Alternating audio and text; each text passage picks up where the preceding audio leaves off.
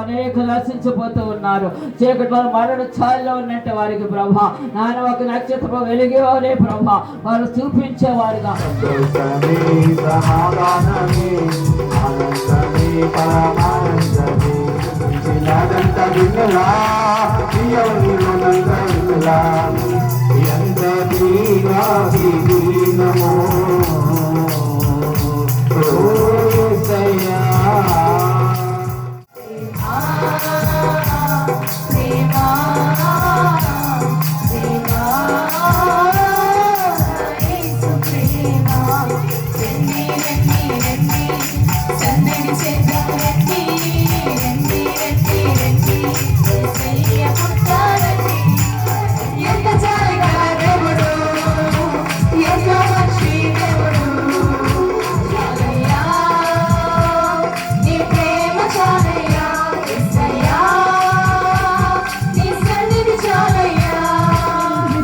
మాట్లాడండి తండ్రి. మీరు మాట్లాడుచుండగా ప్రభువా సాత్వికమైన హృదయంతో వాక్యాన్ని గ్రహించి తండ్రి లోబడే మనసును ప్రతి ఒక్కరికి దయచేయండి ప్రభువా. నీ చూపుల్లో, నీ మాటల్లో, నీ క్రియల్లో, నీ ఆలోచనలో, నీ హృదయ తలంపులు ఏముండాలంటే ఆ యొక్క వెలుగు, ఆ పరిశుద్ధతను వెలుగు ప్రకాశిస్తే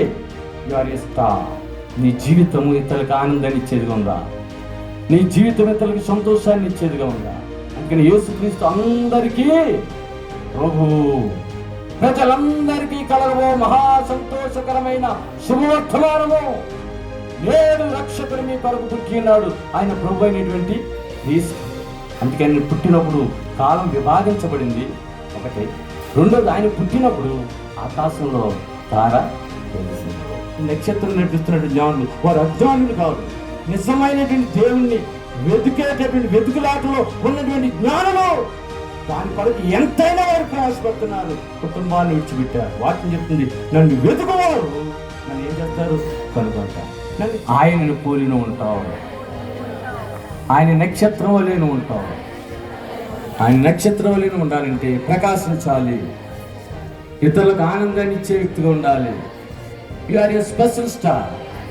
నువ్వు ప్రత్యేకమైన దానిగా ఉండాలి. నువ్వు అందరితో సమాధానం, ఐక్యత, సఖ్యత కలిగి ఉండాలి. పరలోకంలోనికి తీసుకొని రావాలి. ఆ యేసులో నువ్వు నిలిచి ఉండాలి. You are a star.